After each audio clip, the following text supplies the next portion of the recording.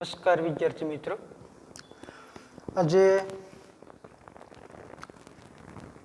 બાયોલોજીમાં આપણે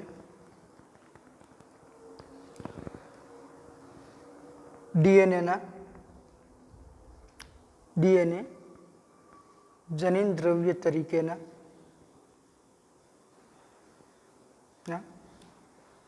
પુરાવાનો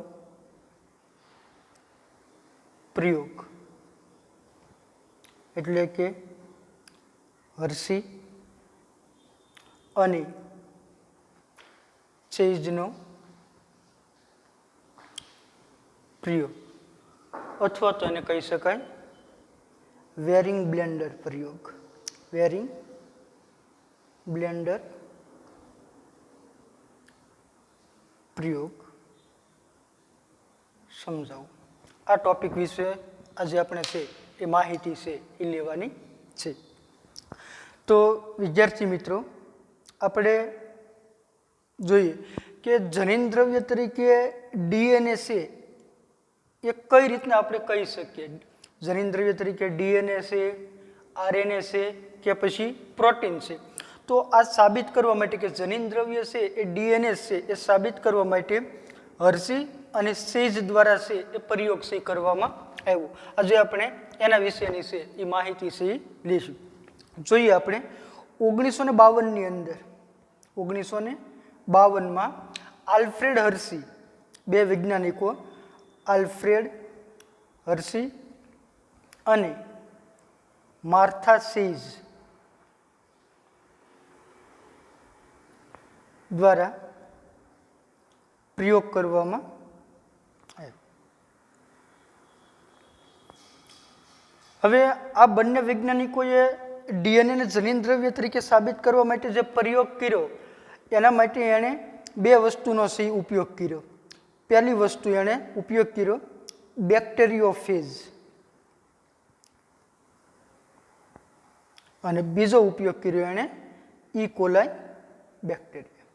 બેક્ટેરિયોફેજ કોને કહેવાય?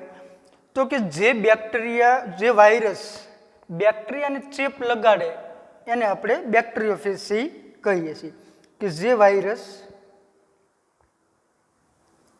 બેક્ટેરિયાને ચેપ લગાડે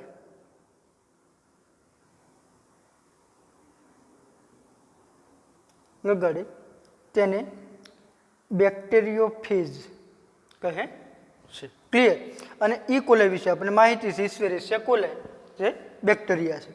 જોઈએ આપણે બેક્ટેરિયોફેજની રચના હું અહીંયા સમજાવું છું તમને કે આ રીતની કંઈક બેક્ટેરિયોફેજની રચના છે હોય.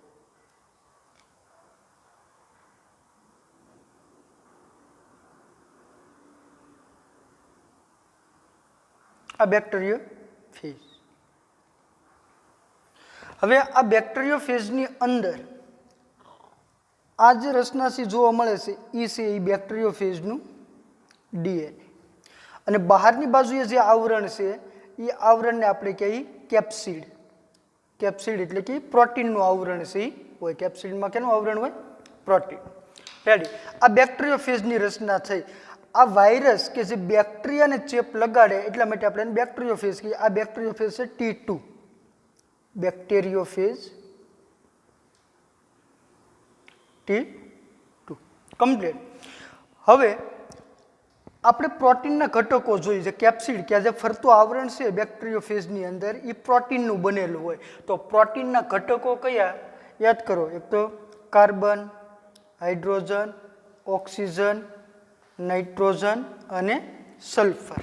આ છે પ્રોટીનના ઘટકો. એ જ રીતના ડીએનએ શું? તો ડીએનએના ઘટકો કયા કયા હોય? તો કે એમાં કાર્બન હોય, હાઇડ્રોજન હોય, ઓક્સિજન હોય, નાઇટ્રોજન હોય અને ફોસ્ફરસ હોય. રાઈટ? હવે જો કાર્બન, હાઇડ્રોજન, ઓક્સિજન, નાઇટ્રોજન અને સલ્ફર, આપણને ખબર છે કે પ્રોટીન છે એ એમિનો એસિડના છે બનેલા હોય. આપણે જોયું એમ કે સિસ્ટીન અને મિથિયોનિન નામના એમિનો એસિડ છે એમાં સલ્ફર છે એ સલ્ફરયુક્ત છે હોય એટલે કે એમાં સલ્ફર છે જોવા મળે. એટલે પ્રોટીનનો ઘટક સલ્ફર છે. ડીએનએમાં કાર્બન, હાઇડ્રોજન, ઓક્સિજન, નાઇટ્રોજન અને ફોસ્ફરસ. એનો મતલબ એવો કે ડીએનએમાં સલ્ફર ન હોય પણ શું હોય? ફોસ્ફરસ. એ જ રીતનું પ્રોટીનની અંદર ફોસ્ફરસ ન હોય પણ શું હોય? સલ્ફર. હવે આના આધારે જ આપણે આખો પ્રયોગ છે એ ભણવાનો છે. સમજો, યાદ રાખજો ખાસ, પ્રોટીનના ઘટકની અંદર સલ્ફર હોય પણ ફોસ્ફરસ ન હોય. એ જ રીતનું ડીએનએના ઘટકની અંદર ફોસ્ફરસ હોય પણ સલ્ફર હશે નહીં. રેડી? આ બે તફાવતના આધારે જ એડી હર્ષી અને સેજ દ્વારા છે એ આ પ્રયોગ છે એ કરવામાં આવ્યો. તો જોઈએ આપણે આ પ્રયોગ છે એ કઈ રીતનો છે એણે કર્યો. આ જે બેક્ટેરિયોફેજ છે વાયરસ, એના માટે આ બંને વૈજ્ઞાનિકોએ બે અલગ અલગ પ્રકારના છે એ સંવર્ધન માધ્યમ છે એ બનાવ્યા. આ સંવર્ધન માધ્યમ કેવો બનાવ્યા? તો કે એણે રેડિયો એક્ટિવ પદાર્થનો ઉપયોગ કરી અને આ સંવર્ધન માધ્યમ બનાવ્યું. આપણે જોઈએ બે સંવર્ધન, એક એ અને બીજું છે બી. એ સંવર્ધન માધ્યમ છે એની અંદર આ વૈજ્ઞાનિકોએ ફોસ્ફરસનો ઉપયોગ કર્યો, એટલે કે P32 રેડિયો એક્ટિવ ધરાવતું દ્રાવણ લીધું અને બીજામાં એણે S35 એટલે કે S35 રેડિયો એક્ટિવ ધરાવતું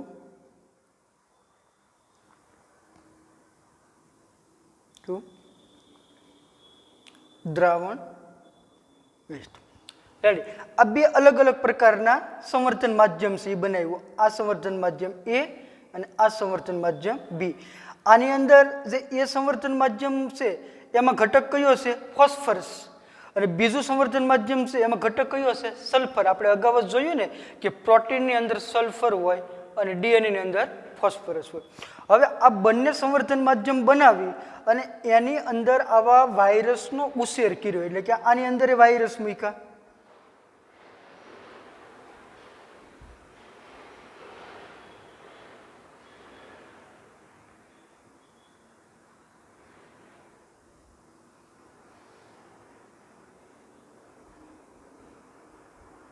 અને આની અંદર પણ વાયરસ મૂક્યો.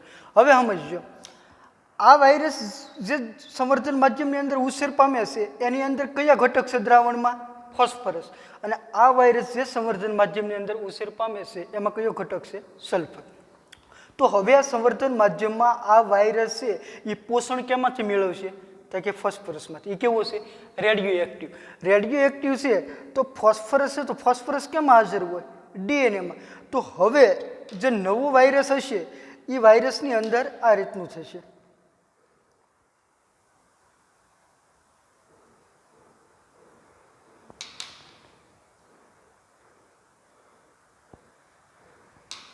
કે એની અંદર જે ડીએનએ છે એ ડીએનએ હું મેળવું? રેડિયો એક્ટિવ થઈ ગયેલું છે. એટલે આ ડીએનએ કેવું બન્યું?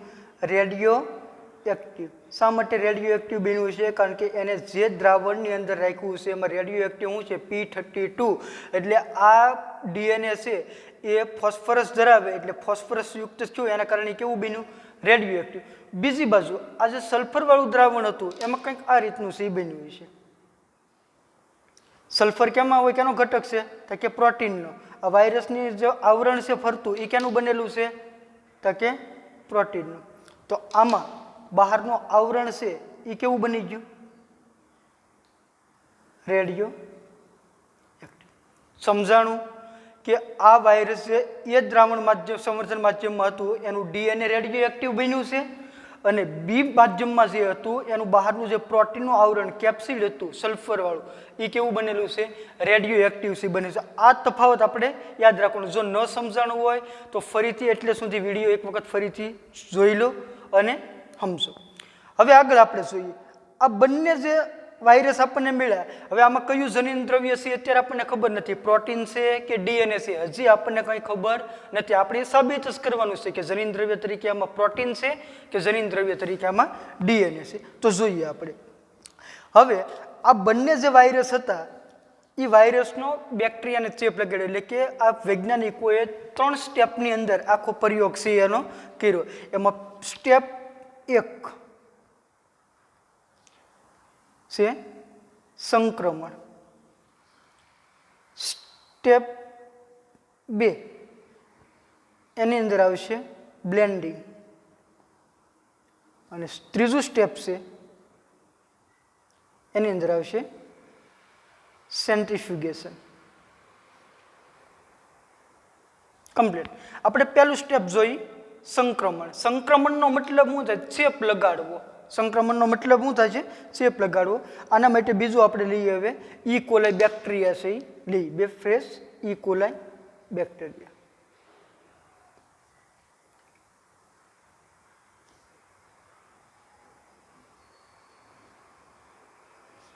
આ ઈ કોલાઈ બેક્ટેરિયા છે એ લીધા. અહીંયા આપણે બે અલગ અલગ સંવર્ધન માધ્યમ બનાવ્યા હતા, એ અને બી. અહીંયા આપણે એ રાખીએ અને અહીંયા રાખીએ બી. અહીંયા એમાં જે વાયરસ હતા એ વાયરસને આપણે સંક્રમણ કરાવીએ એટલે કે ચેપ લગાડીએ. ચેપ લગાડવા માટે શું કરવું પડશે? આ ઈ કોલાઈના સંપર્કમાં લાવવું પડે. તો આપણે અહીંયા એને ઈ કોલાઈના સંપર્કમાં સહી લે. એની અંદર જે ડીએનએ હતું એ કેવું હતું? રેડિયો એક્ટિવ હતું. યાદ રાખજો, એની અંદર ડીએનએ જે છે એ કેવું થઈ ગયેલું છે? Radio active. અને બી માધ્યમની અંદર જે સલ્ફરવાળા માધ્યમની અંદર જે વાયરસ હતા એ વાયરસને આપણે આ ઈ કોલાઈના સંપર્કમાં સહી લાવીએ એટલે કે સંક્રમણ સહી કરાવીએ. એની ફરતું જે આવરણ હતું એ આવરણ કેનું કેવું હતું? તો કે રેડિયો એક્ટિવ હતું. કેવું હતું? Radio active. અંદરની બાજુએ શું હતું એનું? ડી. કમ્પ્લીટ. આ પહેલું સ્ટેપ છે. આ સ્ટેપ કયું છે? સંક્રમણ. હવે સમજો, આ જે વાયરસ બેક્ટેરિયોફેજ છે એ બેક્ટેરિયોફેજની આપણે કોના સંપર્કમાં લેવા? ઈ કોલાઈના સંપર્કમાં લેવા. જેવા એને આપણે ઈ કોલાઈના સંપર્કમાં લેવા એટલે આનું જે જનીન દ્રવ્ય હોય એ જનીન દ્રવ્ય છે એ આ બેક્ટેરિયા એટલે કે ઈ કોલાઈની અંદર છે એ દાખલ થઈ ગયું. આ જે રેડ કલરમાં આપણે દર્શાવેલું છે એનું જનીન દ્રવ્ય અંદર દાખલ થઈ ગયું. અહીંયા આપણે એનું ડીએનએ છે એ બ્લુ કલરમાં દર્શાવેલું છે તો એ જોઈ બ્લુ કલરનું જનીન દ્રવ્ય છે એ ઈ કોલાઈની અંદર દાખલ થયું. આ સંક્રમણ થયું એટલે કે ચેપગ્રસ્ત છે ઈ કોલાઈને આ વાયરસે છે એ કર્યા. હવે બીજું આપણે સ્ટેપ આવશે એનું બ્લેન્ડિંગ. તો બ્લેન્ડિંગમાં જોઈએ બીજું સ્ટેપ.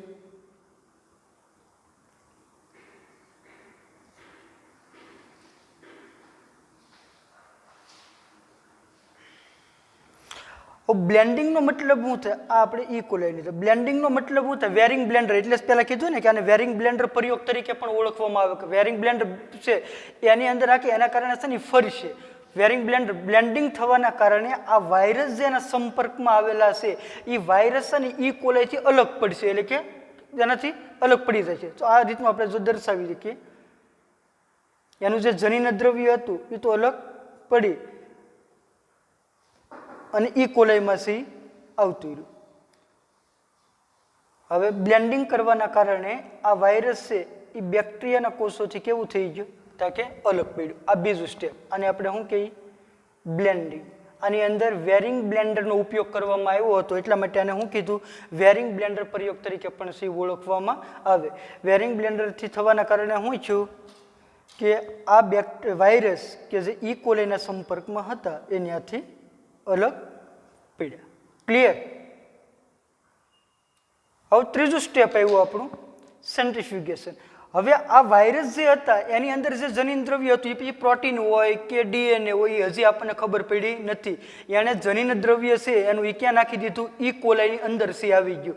આ જે વાયરસ હતા એ હવે એની સપાટીથી કેવા પડી ગયા છે? બ્લેન્ડિંગ કર્યું એટલે અલગ પડી ગયા. હવે ત્રીજું સ્ટેપ આપણે આવશે સેન્ટ્રીફ્યુગેશન. જોઈએ આપણે સેન્ટ્રીફ્યુગેશનમાં સમજજો બરોબર. આ ઈ કોલાઈ બેક્ટેરિયા. કમ્પ્લીટ. સેન્ટ્રીફ્યુગેશનનો મતલબ શું થાય? સેન્ટ્રીફ્યુગેશન એટલે શું કે સેન્ટ્રીફ્યુગેશનના કારણે આ વાયરસ અને આ બેક્ટેરિયા એટલે કે જે ઈ કોલાઈ છે એ બંનેને અલગ પાડવાની પદ્ધતિ. અલગ એટલે કે આની ઘનતાના આધારે કેવા પડી જશે? અલગ. સેન્ટ્રીફ્યુગેશન ફોર્સ લાગે એના કારણે આ એની સપાટીથી રહેલો વાયરસ અને આ બેક્ટેરિયા એ બંને કેવા પડશે? અલગ. હવે બેક્ટેરિયા અલગ પીડ્યા એટલે અહીંયા શું હતું? એનું જનીન દ્રવ્ય. હવે અહીંયા માત્ર ને માત્ર ઈ કોલાઈ એની સપાટીથી વાયરસ છે કેવા પડી ગયા? હવે અલગ. હવે આ જે ઇકોલાઈ બેક્ટેરિયા છે એમાં શું તારણ જોવા મળ્યું એ આપણે સમજીએ.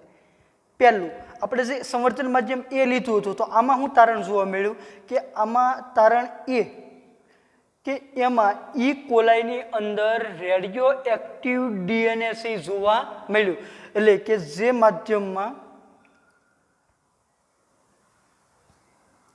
Radio active DNA, radio active DNA ક્યાં હતું? અહીંયા. કયું હતું? P32 વાળા માધ્યમના ઈ કોલાઈમાં ડીએનએ રેડિયો એક્ટિવ જોવા મળ્યું. નિતારમાં બુકમાં શબ્દ આપેલો છે, નિતારમાં રેડિયો એક્ટિવ એટલે કે P32 જોવા મળ્યું નહીં. નિતારનો મતલબ હું કે વાયરસ છે એની અંદર જે જનીન દ્રવ્ય હતું એ તો અંદર દાખલ કરી દીધું, પણ એની સિવાયનું બહારની એની આજુબાજુમાં જે ઘટકો છે એ ઘટકોને શું કહેવાય? નિતાર. તો નિતારની અંદર ફોસ્ફરસ જોવા મળ્યું નહીં કે જે રેડિયો એક્ટિવ હતું. કેમ? તો કે અંદર જે ડીએનએ હતું એ ડીએનએ છે રેડિયો એક્ટિવ થયું એટલે એ અંદર દાખલ થઈ ગયું. બરોબર. એના કારણે બહાર છે એ કોઈ રેડિયો એક્ટિવ પદાર્થ છે એ જોવા મળ્યો નહીં. એના માટે શબ્દ કયો આપ્યો? નિતાર. એ જ રીતનું આપણે આમાં તારણ જોઈએ. બી સંવર્ધન માધ્યમમાં જોઈએ તારણ. બી સંવર્ધન માધ્યમમાં શું તારણ આપણને મળે કે તેમાં કે જે માધ્યમમાં રેડિયો એક્ટિવ S35 હતું તે માધ્યમના ઈ કોલાઈમાં રેડિયો એક્ટિવ ડીએનએ જોવા મળ્યું નહીં, પણ તેના નિતારમાં રેડિયો એક્ટિવ પ્રોટીન S35 જોવા મળ્યું. એનો મતલબ એવો કે અહીંયા જે પ્રોટીન છે એ રેડિયો એક્ટિવ થયું હતું. એ રેડિયો એક્ટિવ ક્યાંની મદદથી થયું હતું? કે સલ્ફરની મદદથી S35. પણ આ તો સલ્ફર છે એ ક્યાંનો ઘટક છે? પ્રોટીનનો. તો પ્રોટીન તો કોષની અંદર દાખલ થઈ શક્યું નથી, માત્ર દાખલ શું થયું? એનું જનીન દ્રવ્ય. એનો મતલબ એવો પ્રોટીન તો ક્યાં રહી ગયું? બહાર જ રહી ગયું ને, એ અંદર આવ્યું નથી. તો અહીંયા બહાર શું હોય? નિતાર. તો નિતારમાં શું જોવા મળ્યું? પ્રોટીન. તો એનો મતલબ એવો કે પ્રોટીન તો કોષની અંદર દાખલ થયો નથી. તો આના ઉપરથી આપણે શું સાબિતી આપી શકીએ કે માત્ર જનીન દ્રવ્ય છે એ જ કોષની અંદર દાખલ થયું. તો અંદર દાખલ થવા વાળું શું હતું? તો કે ફોસ્ફરસ. ફોસ્ફરસ કોનો ઘટક છે? તો કે ડીએનએ નો. આના ઉપરથી આપણે એ સાબિત કરી શકીએ કે જનીન દ્રવ્ય તરીકે ડીએનએ છે, પણ પ્રોટીન જનીન દ્રવ્ય તરીકે છે નહીં. બરોબર. આ ઉપરથી આપણે એ સાબિતી કરી શકીએ કે જનીન દ્રવ્ય તરીકે ડીએનએ છે કે જે બેક્ટેરિયલ